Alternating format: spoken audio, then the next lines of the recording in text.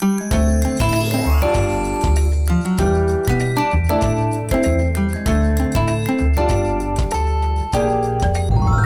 สดีค่ะทุกคนตอนนี้นะคะเรากำลังเดินทางไปที่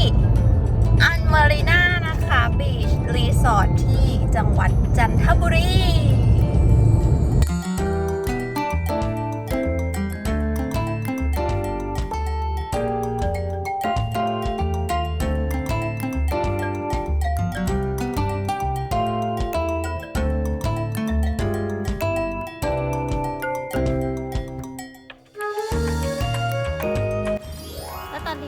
เราอยู่กันที่อันเมอร์ดีนาบีชเฮาส์รีสอร์ทนะคะอยู่กันที่จันทบุรีตรงนี้นะคะก็จะเป็นที่พักของเราเดี๋ยวไปชมบรรยากาศรอบๆกันนะคะสวยมากเขาจะตกแต่งแบบเป็นสีขาวแบบว่าสไตล์แบบโมร็อกโกอย่างเงี้ยค่ะจะติดริมทะเลอย่างนี้เลย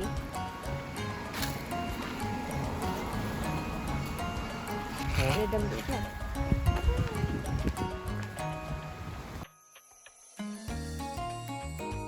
ตรงนี้จะเป็นจุดคัดกรองนะคะแรกเราก็จะสแกนภาชนะแล้วก็วัดอุณหภูมิตามมือไป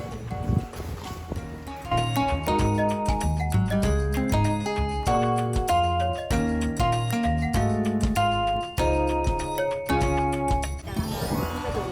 ห้องพักของเราดีกว่า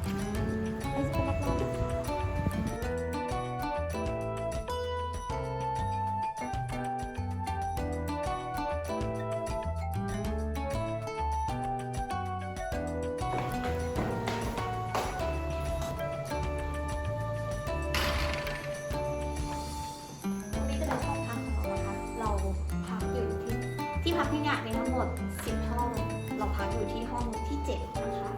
ห้องที่7มันมีความพิเศษตรงนี้ค่ะเป็นอ่างจากุชิเป็นอ่างจากุชิแล้วก็วิวทะเลแบบนี้เลยนะคะ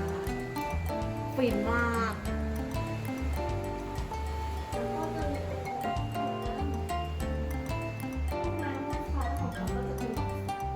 มีม่านปิดอย่างนี้เป็นเก๋เป็นเรนชาวเวอร์นะคะแล้วก็การตกแต่งของเขาก็จะเป็นแบบสวยอ่ะสวยมากเลยเดี๋ยวเราไปถ่ายรูปเล่นกันดีกว่า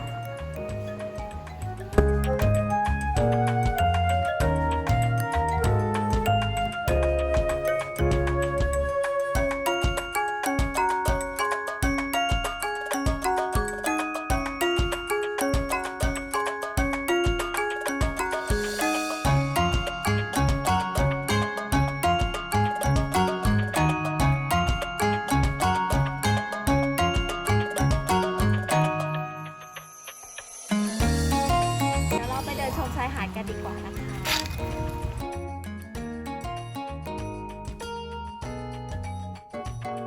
ตรงบริเวณนี้เขาจะเป็นที่ให้ไว้สำหรับแขกที่มาพักนะคะมันก็จะเป็นแบบส่วนตัวมากเลสวยมากเลยเนี่ยเขาเรียกว่าหาดเป็นที่มานะคะมันเป็นแนวชายหาดที่แบบสวยน้ำมันออกสีฟ้า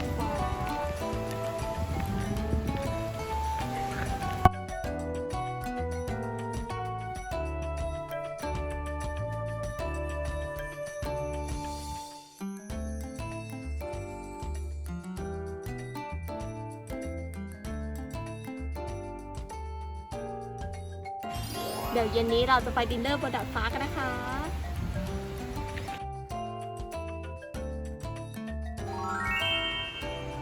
อากาศดีมากเลยนะคะตอนนี้ประมาณ5 โมงกว่าเดี๋ยวเราจะนั่งดูพระอาทิตย์ตกดินวิวสวยมากเลย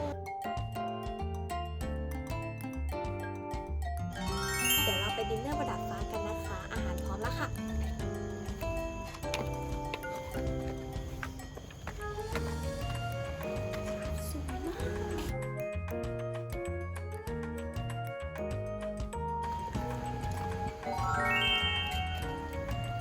ก การอาหารของเรานะคะก็จะมีเป็นต้มยำกุ้งน้ำข้นมีกุ้งเผาตัวใหญ่มากมีปลากระพงค่ะปลากระพงทอดราดน้ำปลาตับปูม้าก็มีกุ้งแช่น้ำปลาแล้วก็ตัวนี้น่าทานมากเอ็นหอยเชลล์ทอดกระเทียมนะคะเดี๋ยวขอตัวไปกินข้าวก่อนนะสวัสดีตอนเช้านะคะทุกคนเดี๋ยววันนี้เราจะพาไปทานอาหารเช้าของโรงแรมนะคะตรงนู้นเราจะลงไปนั่งทานข้าวกันตรงนั้นนะคะเดี๋ยวลงไปข้างล่างกันตอนนี้นะคะอาหารของเรามาแล้วดูกันอันนี้เขาจะใส่เป็นแบบอันนี้เป็นชื่อโรงแรมนะคะอันนี้Medina Beach Houseข้างในก็จะเป็นไข่ดาวนะคะมีขนมปังแล้วก็มีอันนี้น่าจะเป็นเหมือนหมูสับสักอย่างแล้วก็จะมีเป็นผลไม้นะคะแตงโมมีข้าวต้มนี่น่าทานมากแล้วก็จะมีเป็นพวกแยมนะคะมีแยมสับปะรดมีเนยมีซอสมะเขือเทศมาให้แล้วก็มีพวกพริกไทยมีแม็กกี้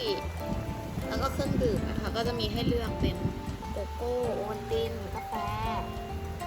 แล้วก็อีกอันนึงอันนี้เราไม่รู้ว่าน้ำอะไรแต่ว่ามันแบบมันสดชื่นมากมันอร่อยมาก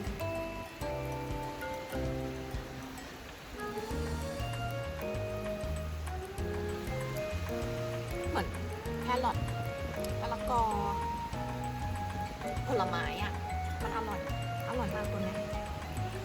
เดี๋ยวขอตัวไปทานข้าวก่อนนะคะกับวิวทะเลสวย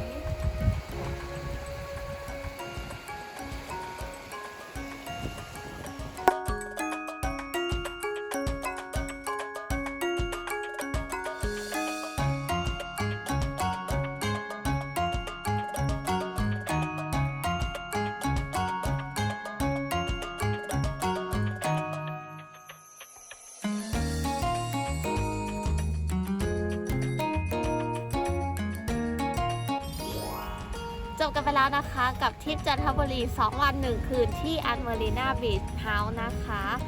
ที่พักดีมากแล้วก็บริการเนี่ยดีที่สุดเลยเดี๋ยวถ้ามีโอกาสนะคะจะกลับมาพักที่นี่อีกครั้งหนึ่งนะคะแล้วก็วิวทะเลแบบนี้สวยมาก